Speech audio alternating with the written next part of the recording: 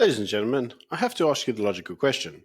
Is the ANC the most corrupt organisation in South African history? But before we answer that question, can I kindly remind you that over 80% of our audience is not subscribed. So if you would do the usual, we ask you every time, and we hopefully by now you have. If you could subscribe to the channel, it would greatly help us. Before we get into the main story, let's cover some lighter stories. People always tell us we don't really ever say anything that's good that's happening in South Africa. So let's start off with the big one. The price of petrol is going down. Apparently it's going down between 7 and 11 cents per litre. Diesel is going down between 9 and 22 cents per litre. So if you actually work that out, then your saving is like equivalent to a Streetwise 2. So enjoy your Streetwise 2s, ladies and gentlemen. You can now afford it because petrol went down. In other good news, apparently the dollar to rand exchange rate is expected to get to 17 rand per dollar. So this is actually really quite important because the petrodollar exchange. Most of the petrol that's bought in South Africa is bought with dollars. Cheaper the dollar, cheaper the petrol. So it has a correlation to your day-to-day spending. But apparently the GNU has given investors a big confidence in South Africa, and the exchange rate is improving. And on to the bad news. Medical aids are due to go up between 8 and 9%. Why? Well, reasons. And on to the funny side of news. You remember COPE? That was that party that was formed way back when under Jacob Zuma, when Thabo Mbeki was first ousted. They're basically a nobody party now. Well, COPE now says that it accepts its election failure. Mate, you aren't in parliament. You're literally a nobody party. Anyway, they say that they hope to govern South Africa in 2034 in pig's mouth flour. Either way, I'm not buying this story. So on to the main story. Master Corporation Index ranks the most corrupt organizations in the world, and it basically ranks them in order of the top 7,000.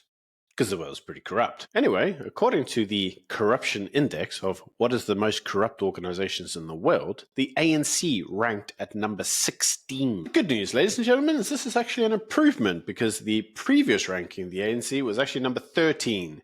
And they've got better. So now they're number 16. They're still in the top 20 of the most corrupt organizations in the world. Let that sink in.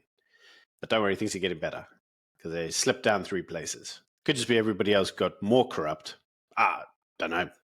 Who's to say? So why is this story important and one that you should pay attention to? Well, according to Helen Zille, who I think at this point in time, if she really wants the GNU to survive the full parliamentary terms, probably should stop commentating on the GNU. She came out in a video and said there is no such thing as a GNU. There's only an ANC-DA coalition. According to her, the GNU was put together as a way to sell the idea of a coalition between the ANC and the DA to both the electorate and the ANC itself. Now, according to her, that wasn't really the idea. They just wanted a coalition. Now they've got the GNU. Who cares? It's still a coalition in her eyes. Now, that isn't necessarily the win you think it is, because as we just covered, the ANC is in the top 20 corrupt organizations in the world. It's not the party you typically want to go into a coalition with. So even from the point of a DA supporter, which I am not, this isn't the win you think it is. And Fikile and Mbalula came out and responded to the video. And actually he had a very matured, very logical response.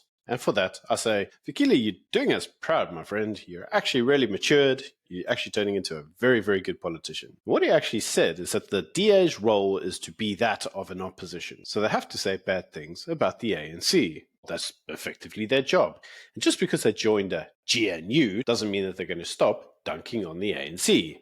And according to Fikile, that's expected. He says, now, if you think about it, one of the reasons that they wanted a GNU is because when you have a coalition and one side exits the coalition, it fractures the entire coalition, you're back to square one. And this is actually very true. He says, but with the government and national unity, if one withdraws, no one cares. It's just like, okay, fine, they left, but everybody else is still here. And he says, for his purposes, what we should all continue to do is work towards the betterment of South Africa, and who cares the ramblings of one old crazy lady.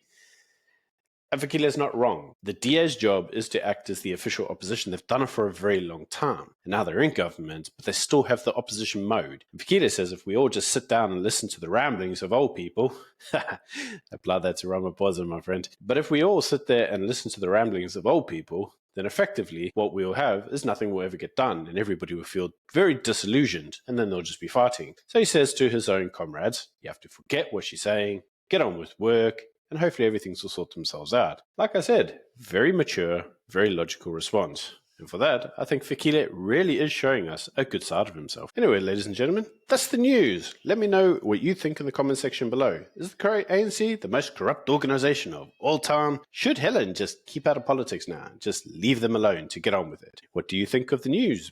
Petrol's going down, but medical aids aren't. And is Cope really as funny as we think they are? One story before I do go, and that is the story of Tommy Robertson. So in the video yesterday, I said that Tommy fled Britain. Well, the news said that he did. But Tommy actually went online onto YouTube yesterday and released a video of his own. And in the video, he says, no, I didn't flee. I took my kids on holiday. The media are blowing up the story to make it seem like I'm a coward and I've left the country to escape the music. He says, I'm going back and I will face the music and I probably will go to prison for 2 years and I don't care because the truth is worth it. But again, let me know what you think in the comment section below. Is the UK the lost cause he says it is? I really want to hear from you.